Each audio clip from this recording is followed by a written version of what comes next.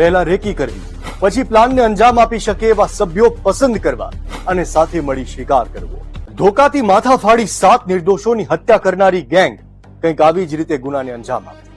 ધંધુકાથી લઈ આખા સૌરાષ્ટ્રમાં લૂંટફાટ કરતી આ ગેંગ કેવી રીતે ઝડપાઈ? જુઓ દિવ્ય ભાસ્કરની ક્રાઇમ સિરીઝ અસુર. કહાનીના 2 મુખ્ય ચહેરા, ચંદુ અને બાવલી.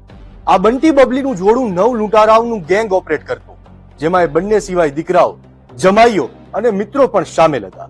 દરેક લૂંટની સેમ પેટર્ન. ચંદુ અને બાવલી રેકી કરે, ગેંગ મેમ્બર સિલેક્ટ કરે, ખેતર પાસે જ રાતવાસો કરે, રાત્રે વિક્ટીમને અધમુઆ કરી લૂંટ મચાવી ભાગી જાય. આમ જ અમરેલીના દરેડમાં એક લૂંટ કરી, પણ અહીં ઘરધણી જીવતા રહી ગયા અને સવારે ફરિયાદ પહોંચી અમરેલીના એસપી નિર્લિપ્ત રાય સુધી. અને અહીં જ અભણ પણ શાતીર લૂંટારુઓ એક ભૂલ કરી બેઠા.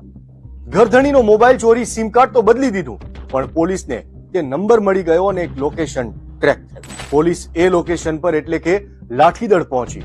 દરવાજો ખુલતા જ સામે એક મહિલા અંદર જઈને